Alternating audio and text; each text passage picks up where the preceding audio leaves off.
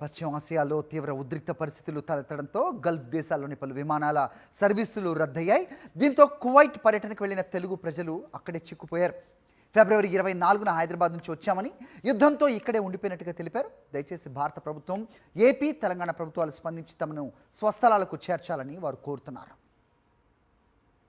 ప్రభుత్వానికి మరి అదేవిధంగా ఆంధ్రప్రదేశ్ ప్రభుత్వానికి, తెలంగాణ ప్రభుత్వానికి తెలుగు ప్రజల ద్వారా మీకు ఒక విజ్ఞప్తి చేస్తున్నాం సార్.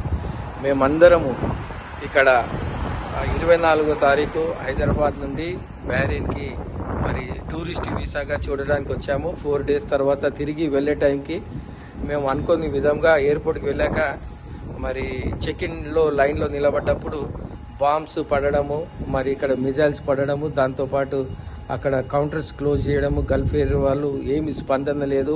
ఇండియన్ ఎయిర్ ఫోర్స్లో కూడా ఇండియన్ ఎంబసీలో కూడా ప్రాపర్ రెస్పాన్స్ లేదు. కాబట్టి డైరెక్ట్ మేము ఈ వీడియో చేసి మీకు మీ ద్వారా ప్రభుత్వానికి మరి మేము విజ్ఞప్తి చేస్తున్నాం. ఏంటంటే మేము ఇక్కడ చాలా భయంకరమైన పరిస్థితిలో ఉన్నాము. మాతో పాటు ఎల్డర్లీ పీపుల్ ఉన్నారు, వారికి డయాబెటిక్ ఉన్నది, బీపీ ఉన్నది. వితౌట్ ప్రిస్క్రిప్షన్ ఇక్కడ టాబ్లెట్స్ కూడా ఎవరికి ఇవ్వట్లేదు. మేమే కాదు, మేము ఒక్క అపార్ట్మెంట్లో 2 bedroom ఫ్లాట్ లో ఇంతమంది ఉన్నాము. ఇక్కడ మా దగ్గర డబ్బులన్నీ కూడా అయిపోయినాయి సార్. మాకు తినడానికి కూడా కష్టంగా ఉంది సార్. మీరు దయచేసి మా పట్ల మీరు ఒక డిసిజన్ తీసుకుని మమ్మల్ని మన ప్రాంతానికి తీసుకొచ్చేలాగా ఏర్పాటు చేయమని రిక్వెస్ట్ చేస్తున్నాం సార్. మాకు సహాయం చేయండి, మేము చాలా ఇబ్బంది పడుతున్నాం. మా ఫ్యామిలీస్ అన్ని అక్కడ ఉండిపోయాయి సార్ ఇండియాలో.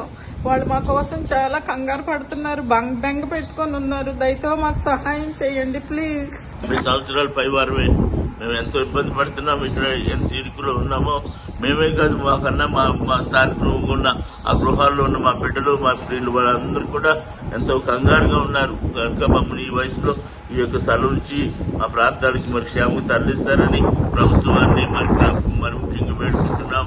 మా పట్ల కరికలు చూపాలి. అయిపోయాయి సార్.